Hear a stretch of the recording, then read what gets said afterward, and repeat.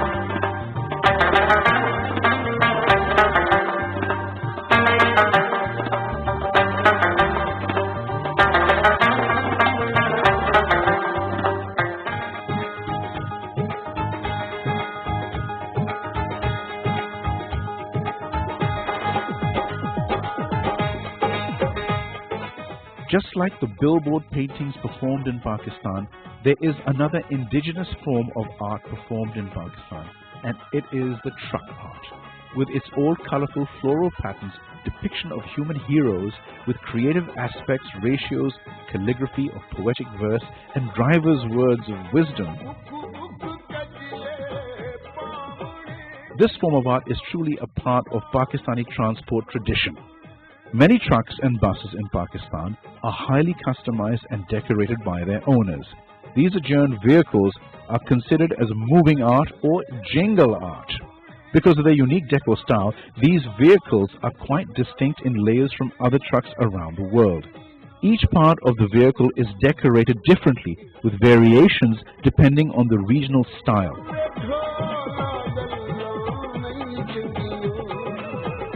In Pakistan, a truck driver owner usually pays $3,000 to $5,000 for their vehicle's external decoration.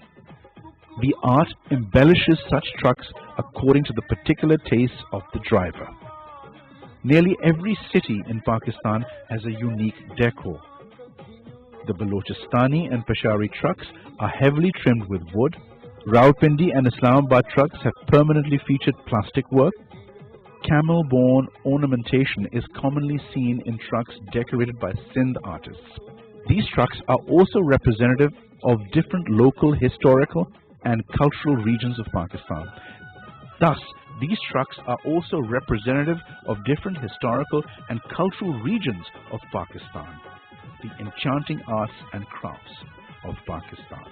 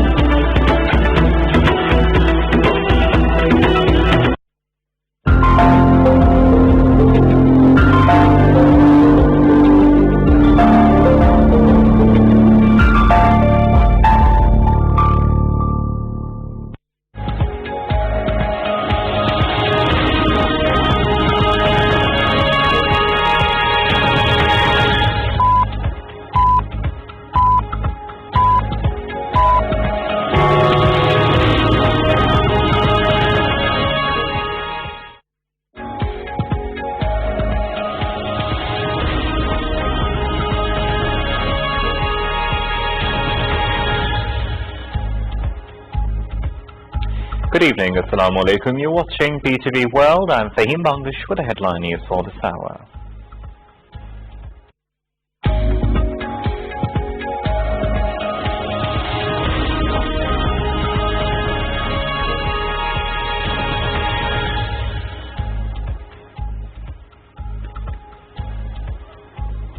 Prime Minister Imran Khan launches letters of administration and succession certificates in Islamabad, directs to expedite work on legislation for women's right to inheritance.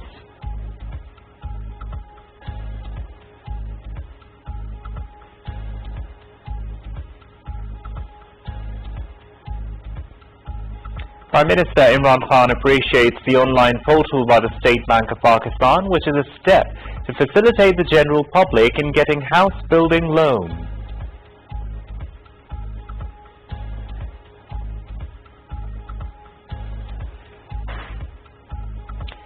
Army Chief General Qamar Javed Bajwa visits Inter-Services Intelligence Headquarters. General Bajwa appreciates the tireless efforts of ISI for national security and expresses his satisfaction over the professional preparedness. Information Minister Shibli Faraz says the Justice retired Azmat Saeed Sheikh will head the inquiry committee on broadsheet issue.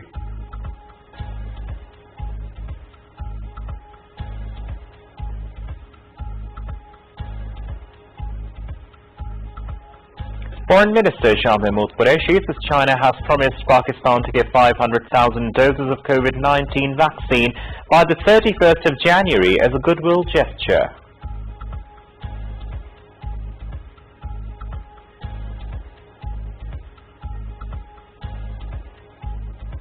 New agreement with independent power producers will decrease financial burden in power sectors and ensure cheap electricity, says Prime Minister's Special Assistant on Power, Sabish Gohar.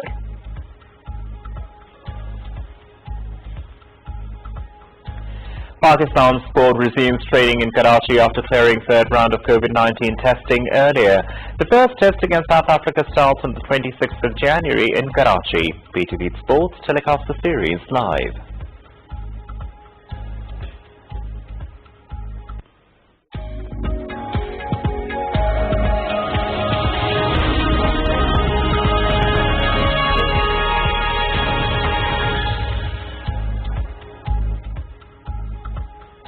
That's all for now. For further details and live streaming, do log on to our website world.btv.com.bk.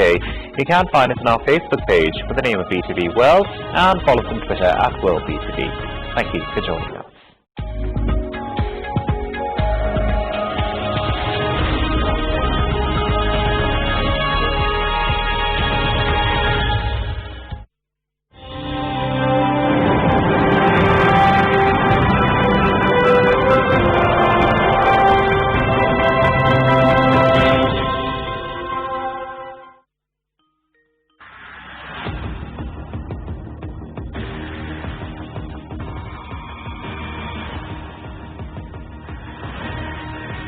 Unbelievable. He's off on his running, so he should be. Here it comes. It's read by Harris to Hale. Pulls away. Got him! Oh! Holding. Brilliant again. Holding. Here's and he's done it with great. Oh, this could be trouble! Oh, to shake on pumping his tyres up. Oh, got him! Shut up!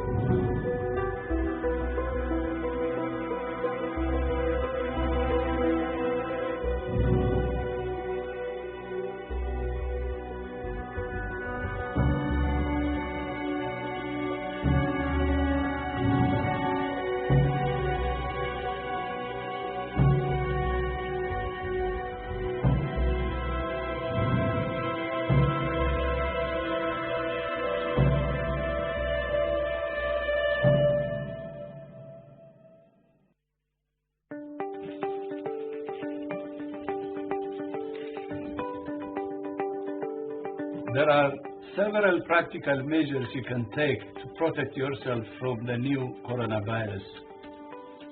One of the most important is regular, safe and effective hand hygiene, using soap and water or alcohol-based hand rub.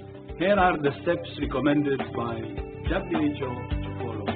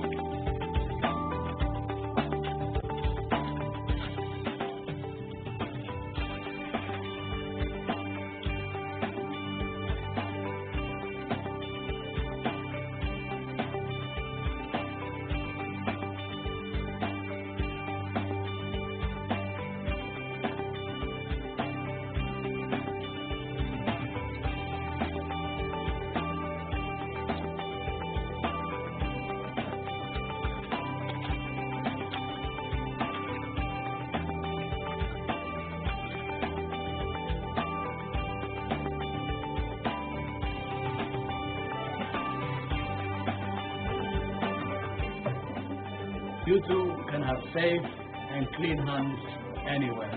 Now I'm calling on the world to take the WHO Safe Hands Challenge to be ready for coronavirus.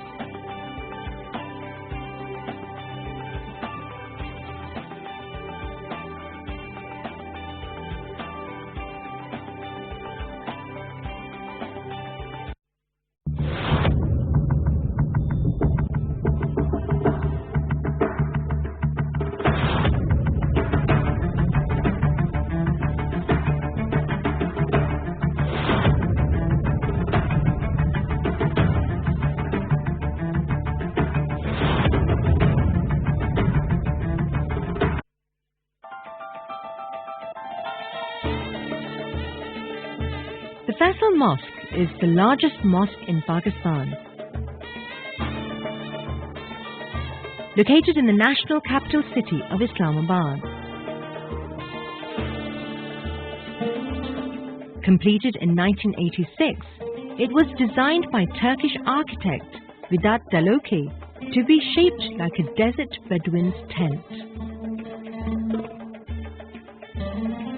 It is situated at the north end of Faisal Avenue, putting it at the northernmost end of the city and the foot of the Margala Hills, the westernmost foothills of the Himalayas. It is located on an elevated area of land against a picturesque backdrop of the Margala Hills.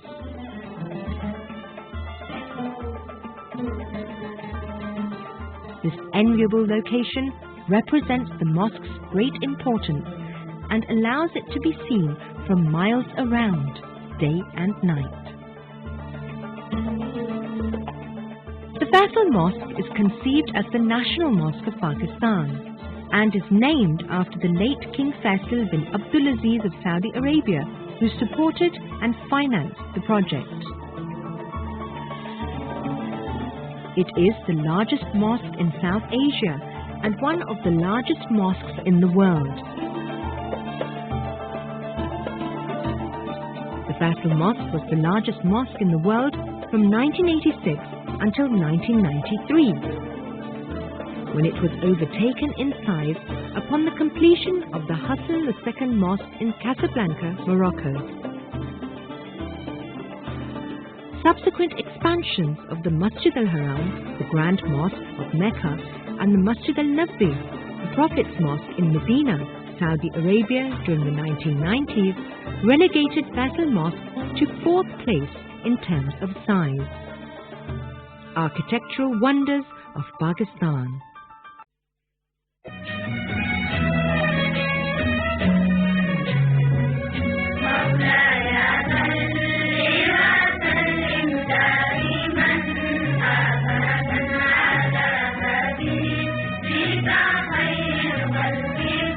The Badshai Mosque, or the Royal Mosque in Lahore, commissioned by the 6th Mughal Emperor Aurangzeb in 1671 and completed in 1673, is the second largest mosque in Pakistan and South Asia and the 5th largest mosque in the world. Epitomizing the beauty, passion and grandeur of the Mughal era.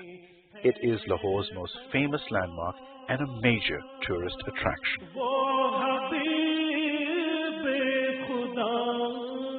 Capable of accommodating 5,000 worshippers in its main prayer hall and a further 95,000 in its courtyard, it remains the largest mosque in the world. From 1673 to 1986, a period of 313 years, when overtaken in size by the completion of the Faisal Mosque in Islamabad. Today, it remains the second largest mosque in Pakistan and South Asia and the 5th largest mosque in the world after Masjid al-Haram, Grand Mosque of Mecca, and Al-Masjid al-Nabi, Prophet's Mosque in Medina. The Hassan II Mosque in Casablanca and the Faisal Mosque in Islamabad. To appreciate its large size, the 4 minarets of the Badshai Mosque are 13.9 feet, 4.2 meters taller than those of the Taj Mahal, and the main platform of the Taj Mahal can fit inside the 278,784 square feet courtyard of the Badshai.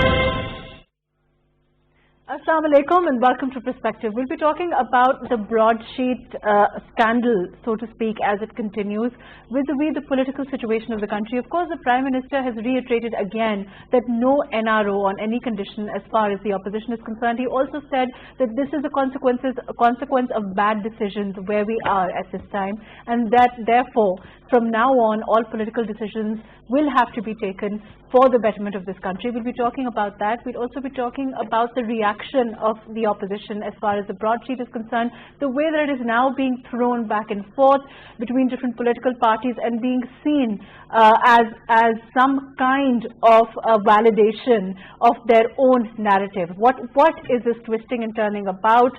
Whereas criticism on NAB, of course, continues regardless of there being no agreement on how to move forward as far as this complete issue is concerned, whether we can actually have a solution to the phenomena that NAB has become, the criticism on it, and what is the way forward. All of that today on Perspective. I have with me today Javed Jadoon, who's a political analyst. Thank you for joining us today. Ahmed Jawad, who's Central Secretary Information PTI. Thank you for joining us. We'll also be joined by Arif Chaudhry, who's a legal expert, also an eminent lawyer. Thank you for being with us. And Dr. Nisar Ahmed Seema, who is an M&A with PMLN. Thank you for joining us today.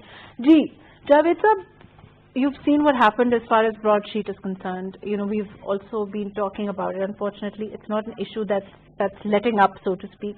There is, you know, more and more controversial statements on it. The opposition is saying that really, look, it's vindicated them. The government is saying that there is proof now that there is across the board, so to speak, corruption in the country. How do you see this? How do you think we will move forward? Because, and you know, now there is also this additional issue as far as the money is concerned. Because according to the opposition, they're saying that the government delayed and therefore there is this extra money that now has to be paid from the exchequer. How do you see this? Thank you very much, Maro. I think this situation is getting messier and messier with every passing day. As you rightly said in your at the outset, that every day we get to learn a few more things about the broadsheet gate or whatever you call it.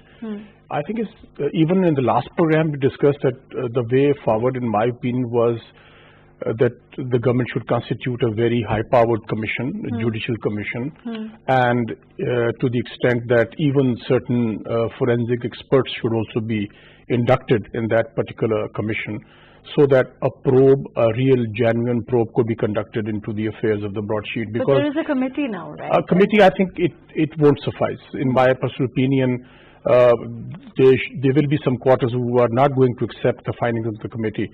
I'm not doubting their intention, but I think what would be acceptable to all and sundry would be a judicial commission, the patron of maybe on Panama leaks or something like that, because even this particular issue is a very, very serious. It does have its connotations and it is having its impact on Pakistan's politics as well, because all the three major political parties have been accused in one way or the other of some kind of a wrongdoing. And the people of Pakistan, they do have a right to know what really happened as far as broadsheet allegations are concerned, because it all started in 2000 and then it ended up in 2019 with the judgment of a London court. And I think these are very serious allegations. So we need to take them serious, because Pakistan's society and Pakistan's people, the intellectuals, intelligentsia, the social media, everyone is talking about it. I think it's a very encouraging as far as the statement coming from the Prime Minister is concerned, that every major political party's leadership should be sitting while probe should be conducted or investigation should be conducted into it, because I think those who have been accused, they need to come clear. And the only way they can come clear and only way they can come out of this messy situation is a very, very high-powered, non-controversial kind of a commission consisting of judiciary, Right, okay. the forensic Let me experts, go to- etc. I think, in my opinion, otherwise It's we are going in to a remain logjam. another. Right, I will come back to you. I'm going to go to Ahmed Jawad Sahab. Ji, Jawad Sahab, do you think we can have that kind of, I think that Javed Sahab raises a fair point when he says that that kind of probe is essential to let up all this confusion, all of this, conjecture back and forth going on between the opposition and the government. Why can't we have a high-level probe on it and lay to rest? First of all, there is no denying to this fact that it should be investigated. There should be a probe. And I think after the committee which was led by ministers, now there is a commission being made which will be headed by Justice Azmat Saeed. So that is another initiative by the government to bring about the facts. But this ongoing discussion of broadsheet, I mean, yes, it is on every TV channel, and it's since last couple of weeks we are talking about it. But whenever we talk about it, we should be able to make a segmentation of this subject. The first segment is who are responsible for the broadsheet, which does not need any investigation. So why? Because everybody knows that it was President Musharraf who hired this company. It was hired by especially the Sharifs. I'm coming to that. I mean, just let me, because when we make a statement that things is going back and forth between opposition and government, the impression goes that there is something between the government and the opposition. No, it's not. So we have to be clear on this thing, that it was something which was initiated by Musharraf, and it was retracted by Musharraf, and it was against Asif Ali Zardari and Nawaz Sharif, and the broadsheet went to the court after But is Asif it was Ali Zardari retracted. also within the fold of this? Because what we're hearing is more about the Sharif family and their assets. And now the Evanfield judgment that happened, they're saying that perhaps if that judgment could then have been referred to, then perhaps according to the PMLN, then things would have been different today as far as the judgment is concerned. Which judgment you are talking about? I'm talking about the Avonfield judgment, but I think this is a slightly No, legal I mean, point. yeah. I think it's better I I go think, to Arif Sahab. yeah, we can stick to the broadsheet, and what we basically, I mean, the question, everything is very clear, that who is responsible, why it happened, when the decision was given, when the Court of Appeal was rejected, and how much amount was fined by the British court. So what is important is to find out all those in last 15 years or 20 years who have been behind this investigation, and what did they find out, why and how the public money was spent, what was the result. So I mean, it should be investigated, and the nation has the right to know that their tax money, if it was spent wrongly, and it was misused, and if the results were not achieved, so nation should know that who are responsible for that. And You I are think committed to that probe. Yeah. The government is committed to that probe, right? I'm going to go to Arif Sahab. Arif Sahab, do you think that there is, the fact that now the PMLN is saying that if the Avonfield judgment itself could have been referred to in this case, then things would have been different. What does that mean for the PMLN? Are they saying that, the fact that this was allowed to go on without reference to that judgment, in fact, implicates the government of the day then? What exactly are they saying? That's what they are trying to make out a case, because, Avonfield was one of the properties which was, according to the, statement of Musavi, Mr. Musavi, the property which was revealed, which came out, during that investigation, whatever they were conducting. So they say that, this should have also been part of that, when we were talking about Panama.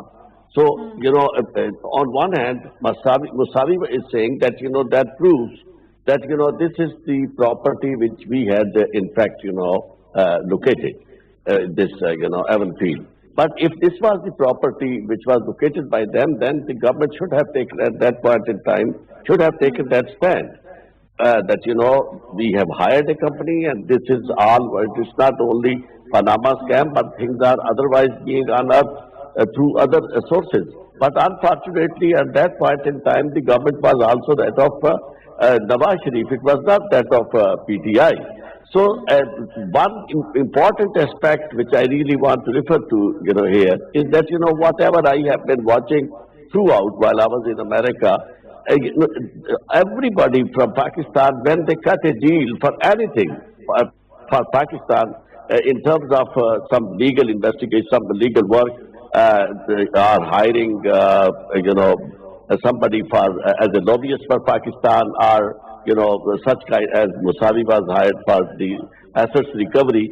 You know, all these things, you instead of, you know, going to a very competent person and going for the interest of the country, everybody tries to find out a person who gives them kickbacks. And for that kickbacks, you know, no result for Pakistan comes out. Actually, you know, at the end of the day, we have to lose money.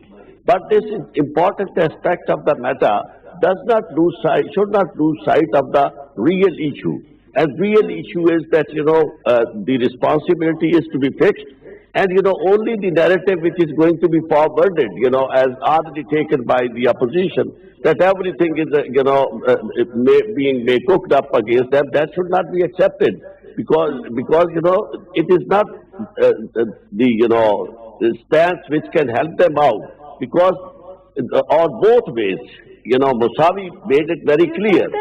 Do you think that those kickbacks, of course, you know, the government has said that they will investigate into the, you know, into this claim that those kickbacks were actually asked and who asked, and you know, if you know there was somebody behind who authorized asking for that kickback.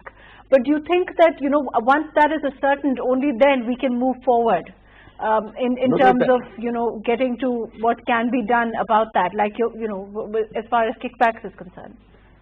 Yeah, that has to be, you know, that is one important aspect, you know, because Musavi made it very clear, you know, when he was being interviewed by a journalist. You know, he said that, you know, why Nawaz Sharif was trying to give him, you know, some $25 million, whatever. At that point in time, at least, you know, 12 years after that, you know.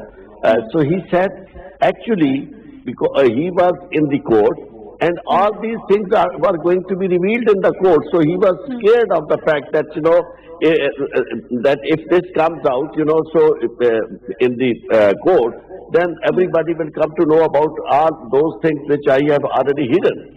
So that makes it, you know, very reasonable, you know, stance on his part.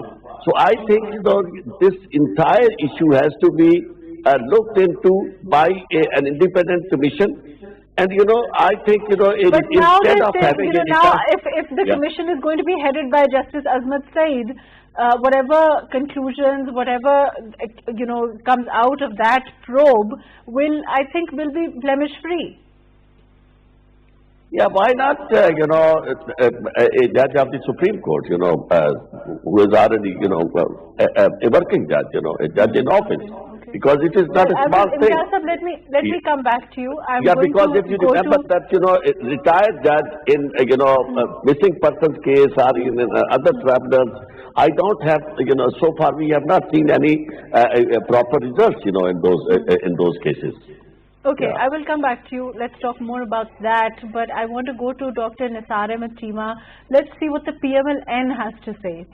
Nisar Sahab, the PMLN, what is exactly the PMLN saying vis-a-vis broadsheet? Because they are certainly claiming it as a victory of their own.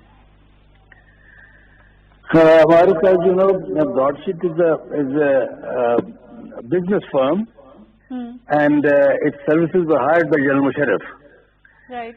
And if this business firm, this broadsheet, had some solid proof against me and Nawaz Sharif, then the contract of this firm would not have been cancelled. I assure you that the firm had nothing solid against me and Nawaz Sharif. They couldn't prove anything solid against me and Nawaz Sharif, and that is the reason the services of this firm were terminated. The contract was cancelled. Now, when this firm is saying that the present Prime Minister of Pakistan has a vindictive mindset, vindictive personality, vindictive approach, vindictive thinking, so they want to be benefited, and they know that Imran Khan wants to punish their political opponents in the name of accountability. They have set new records. That's all water under the bridge, you know, as it stands now. It is a Court of Appeals judgment that has brought that is about the reason. this whole controversy, Just a minute. Maruf, let me complete. And that is the reason this business firm has offered its services to the Prime Minister and to be hired. And they have offered their services. That if their services are hired, they will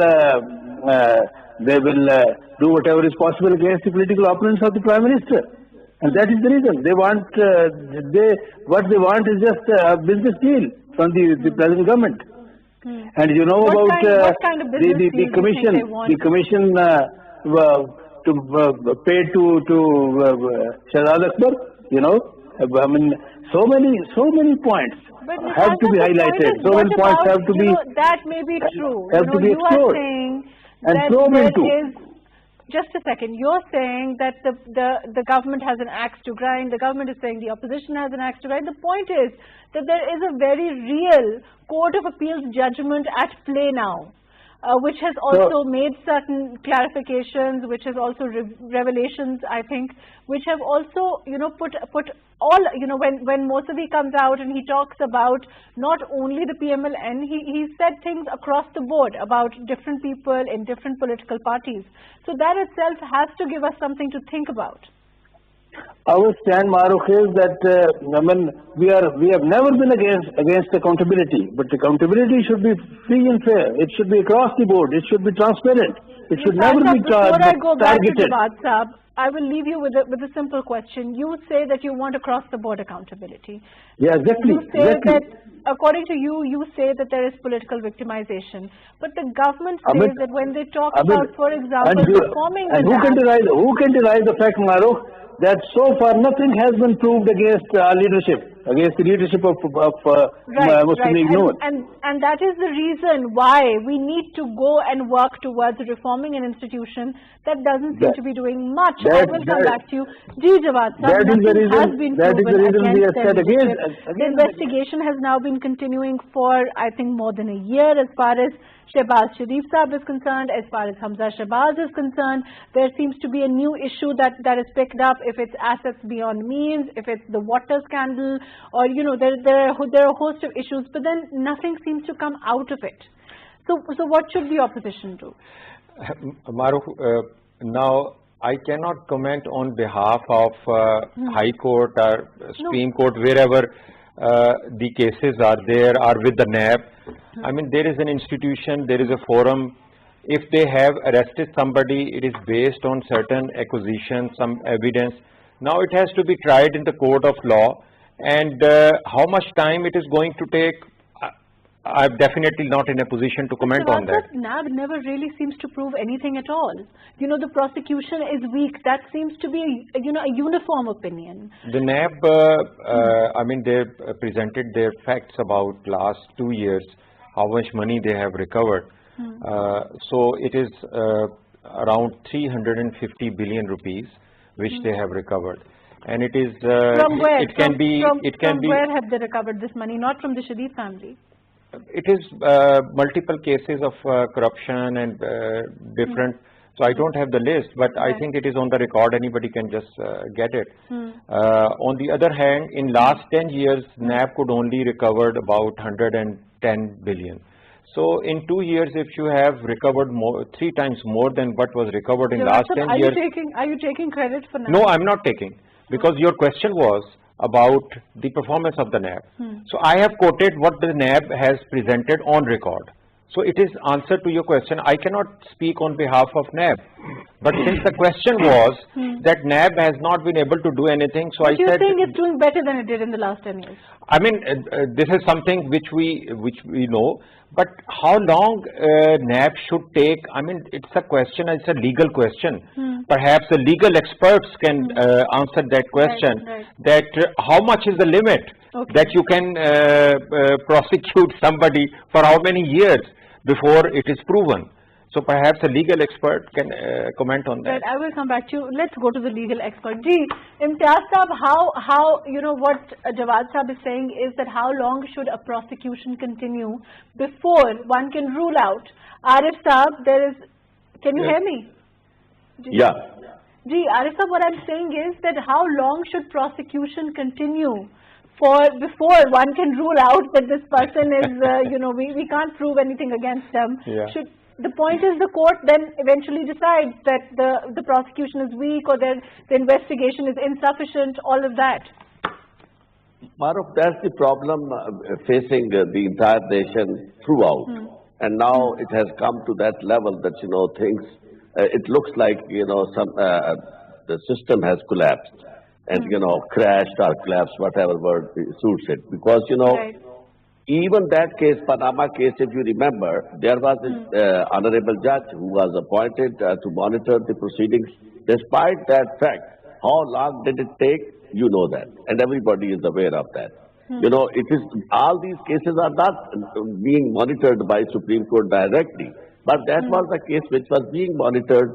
Despite that fact, you know, it could not, you know, be concluded within a specified time. You know, every time, because the prosecutor on one hand, but the defense, if you see so many judgments and so long and lengthy questions, repeated questions. So as far as this matter is concerned, you know, Shahbaz Sharif or other prosecution, the system is same. The problems are same. You know, the paraphernalia and the infrastructure which is required for early disposal of the case, you know, everybody knows it, that, you know, everything is being, you know, understaffed. Everywhere, you know, problems are, you know, that you don't have competent judges, you don't have competent, but it doesn't mean, you know, as far as your question was concerned, let me explain, you know, to my dear friend Dr. Saab, that, you know, when he says that, you know, it was, the contract was rescinded due to the reason that nothing could be proved. It was not the reason. The reason was that Musharraf had a deal with Nawaz Sharif and certain other patriots, you know, those so-called patriots from People's Party. And that's why he was going to drop the investigation. So that was the main reason. So it doesn't mean that, you know, if it was rescinded, so it was rescinded for the reason that, you know, they couldn't prove anything.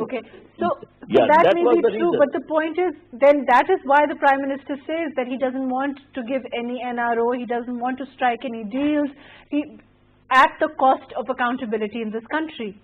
Prime Minister doesn't have any power to give NRO to anybody. You know, that's beside the point. You know, because it was extra constitutional measures, you know, ultra constitutional favors, which could be extended by a general, you know, not by a politician and not by an elected Prime Minister. So that's what, you know, Arif Saab, let me come back to you. I want to go to Nisar Saab with this. Nisar Saab, the fact that, how does the PMLN look at the fact that as far as the judgment is concerned, it is not because nothing was in fact, you know, proven, like, you know, we've seen Arif Saab say, it's about the fact that itself was halted because of an NRO in place. Because you cannot now, the PMLN cannot now deny that there was an NRO, there was a deal subject to which, you know, the Sharif family was taken to Saudi Arabia. All of that is a past that you cannot now turn and deny. Well, Maruf, what kind of NRO was this when General Musharraf tried his best to prevent the entry of Nawaz Sharif into Pakistan? Don't you remember that he left no stone unturned to prevent the entry of Nawaz Sharif to his motherland?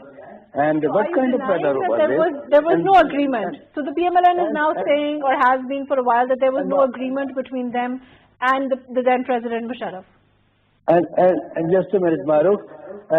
Let me also remind my friend Ahmed Jawad Saab, he was talking about the performance of NAB. Well, performance of NAB has been very comprehensively and significantly mentioned by the highest court of law of the land. The Supreme Court of Pakistan said that this institution of NAB is being used by political victimization for political engineering. And this institution has very badly damaged its image of impartiality. These are the words of the highest court of law of the country, not the observations of any political party and political opponent of the Prime Minister. These are not the remarks of the words of PDM or PMLN. These are the words of the Supreme Court, Honorable the Supreme Court of Pakistan. So this is the performance of NAB in our country at the moment. Let me come back to you. There are different issues as far as Javed Saab, as far as the deal is concerned. Of course, whatever the PMLN says, that there has been, a past, and they have to now own up to the fact that they did actually. There was, you call it an NRO, you call it a deal, you call it whatever. They left the country. Tacit agreement, whatever words you may give it. The point is that is a past that we now have to own up to, or they have to. But what about the fact that now, where do we go from here as far as the broadsheet is concerned? And what about the fact that was the prosecution or was Mousavi halted? I mean, all his investigation subject to the NRO. According to them, they're saying nothing was revealed. Of course, the probe will reveal whatever actually happened. Maruf, first of all, let me make a few comments as far as the deal was concerned. I think I clearly remember it was me who asked Prince Mukran when he came to Pakistan. He held a very detailed meeting with President Musharraf at the camp office. And Maruf, that it's very rare that the princes don't speak to the media. Right. When he came out, I stopped him at the stairs and I asked him that, would you like to comment on the PMLN leadership statement that there was no deal concluded between the Sharifs and President Musharraf? He took out a paper from his briefcase and he showed us that particular paper and said that the deal was concluded, and the deal categorically stated that it was for 10 years time period. They would not come. Of course. I think it would be futile on part of Pakistan Muslim League and leadership to go into a denial mode. Right. It happened. It is. I think it is part of the past. It is on record. Right. So let us move forward. Now, what the question was that how we can move forward on this. Mr. Mousavi's allegations are, I think, very wide-ranging allegations. I agree with Jawad Saab that it has two dimensions. One is we know the facts. It is in public domain that when the deal was concluded, when it was terminated, and who were the signatories. But the second dimension is the accusations against certain individuals in all three main political parties about some characters approaching him and offering or asking for the cuts. And I think that is the dimension which has to be investigated. Right. And as far as NAB's role is concerned, when I was proposing a high-powered commission, the Judicial Commission, I think even the role of National Accountability Bureau would come into question, and even the TORs could include whether the NAB has been fair to the opposition political parties or not. I think if we keep on discussing, because they're very, very hardened positions. My question is, and I'm going to go to Jawad Saab with the same one. My question is that their government is going to complete its tenure in another 2.5 years, when we will have the next election. The point is, are we going to be debating NAB even through the next government? Because this issue of victimization, this issue of NAB being used by any government of the day is going to arise again and again. Will we ever reach a point where we agree that there are these issues with this institution, and therefore all of us, whether it's the opposition or the government, need to sit together and sort it out? I think this is the most important question. Why Pakistan Muslim League N and why People's Party is not accepting government's offer to go for the reforms in NAB. Right. I remember one of the leaders of Pakistan Muslim League N said that we will not go for the changes because when we come into power, we will do the same to PTI. I think this is politics of vendetta. If you want to set the country in the right course, on the right path, it's about time that on the floor of the Parliament the issue can be debated, or certain changes could be introduced into the NAB ordinance, and NAB could be made accountable to the Parliament as well. But it is the Parliament which has to decide, not the Supreme Court, because Parliament is the lawmaking body. Now they are running away from any substantial, meaningful kind of reforms, and then you keep on accusing NAB that it is partisan, it is partial, it is victimizing the opposition political parties and sparing the government figures. So you think that there is, well, I don't know, I mean, lack of a better word, there is that there is not that kind of sincerity perhaps from both sides, you would say, for there to be reform? Marak, in my personal opinion, it is very, very important for the government to come out clean, because they are into getting into the second phase of their governance. The 2.5 years are left. They need to deliver on the promises they made to the people of Pakistan. If they remain bogged down in these accusations and counter accusations and allegations and counter allegations, I think they are going to waste a very precious time of theirs. So I think it is up to the government that they should force opposition political parties to discuss and debate the issue at the floor of the House. Maruk, your question is very important from the perspective that whether we will continue to debate the role of NAB for the next few years before the next election, and the impression of political victimization, will it continue to be labeled with NAB? But equally, there is another important question that this role of NAB has become objectionable for the two major parties, PMLN and People's Party, only after 2018. From 2008 till 2018, they had no objection about the NAB. So is it because that if the NAB is dysfunctional and NAB is not playing its role, which is accountability, then it is acceptable to PPP and PMLN? And when the NAB is made functional and it is made to work and start the accountability, raise the questions, or go for the investigation, then its role is not acceptable to the main parties. So this question is equally important. Now, your question, it can only be answered in the Parliament, where the willingness of the government and the opposition, whether the role of NAB needs to be revised, whether there is a need to change it, whether there is a need to abolish NAB, or whether we can improve on the working and mechanism of NAB. So it is a question which can only be answered in Parliament, and it has to be with the coordination of... doing that? Do you think the Parliament is taking an active interest in reform, whether it's the NAB reform or any other kind of reform?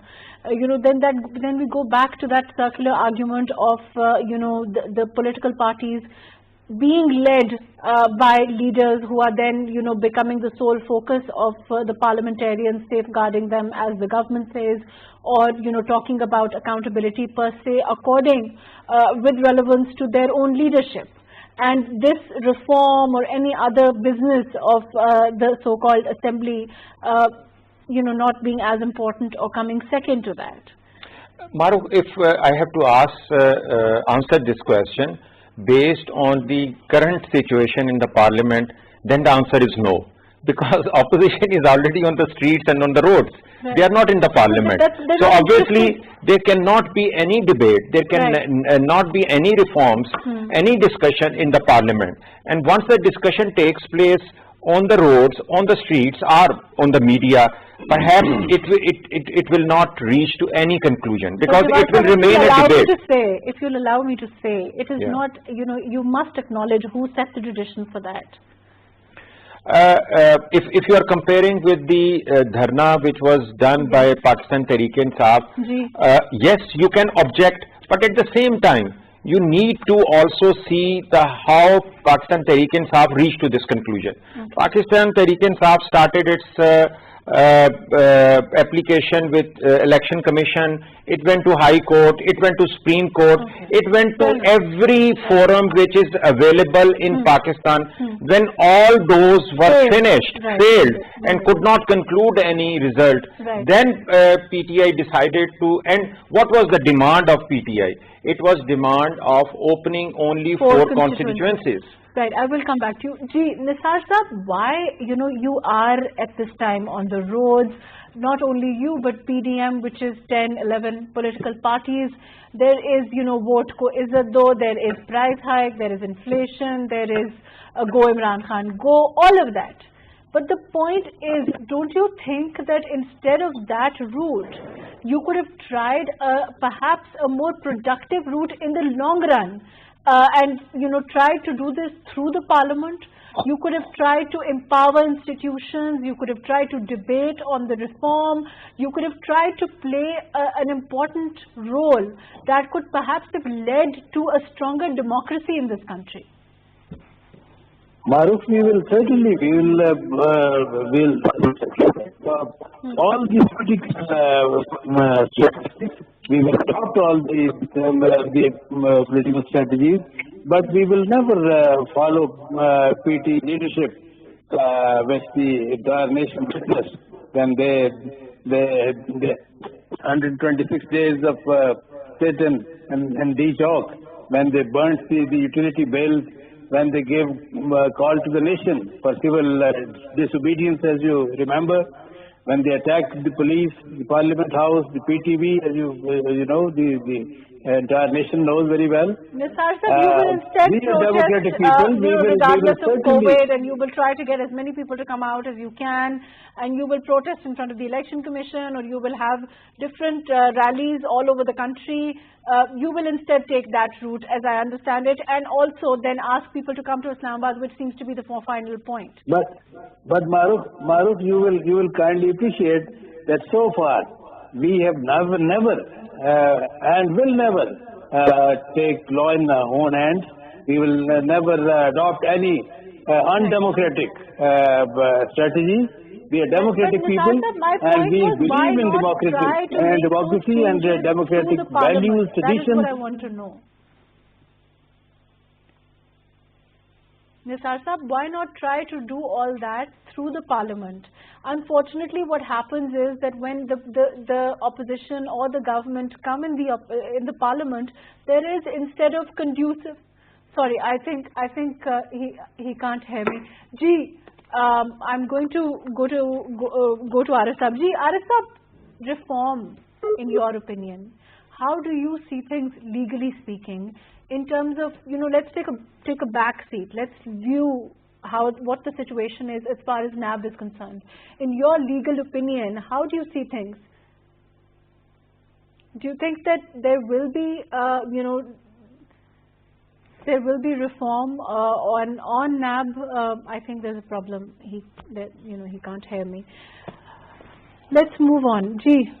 Javed Saab, we've discussed this before as far as NAB is concerned. We've discussed the issue. The point is that these political parties are unable to or not willing to sit together and talk, on NAB. When they do that, the NRO comes into play. And there is, of course, all of that discussion regarding the NRO. Moving on, how do you see the future as far as NAB is concerned? Let's say to next government. Maruf, I think it is imperative that we must have a body anti-corruption watchdog. There's no doubt about that. You think no the doubt about that. NAB or some call it body NAB, you call it NAB, you call it whatever you want to call it. You can have another body. You can have maybe another body next year. But we must have a anti-corruption body, anti-corruption watchdog in Pakistan, because everybody knows in Pakistan, from a politician to a Chhabdiwala, that Pakistan is probably, there's so much rampant corruption at every tier of the society that we need to go after that. But then that body unless Maruf, we really can't materialize the dreams of the people of Pakistan. A country having over 200 million people with a young population consisting more than 60% of the total population. What are we doing? I mean, look at the political leadership, look at the intelligentsia. If we remain mired in this discussion and debate that who is wrong, who is right, I think you were right when you asked this question to PMLN leader, that why can't you have a debate in the parliament? You can discuss it out in the parliament, you can introduce changes, you can abolish this NAB organization altogether, and maybe you can have, or you can resurrect it in a different form. But I think not having anti-corruption watchdog would be extremely unfair with the people of Pakistan, would be extremely unfair with the youth of Pakistan, because they would like to have a Pakistan corruption free. But then we want that to be, of course, they would want that to be blemish free.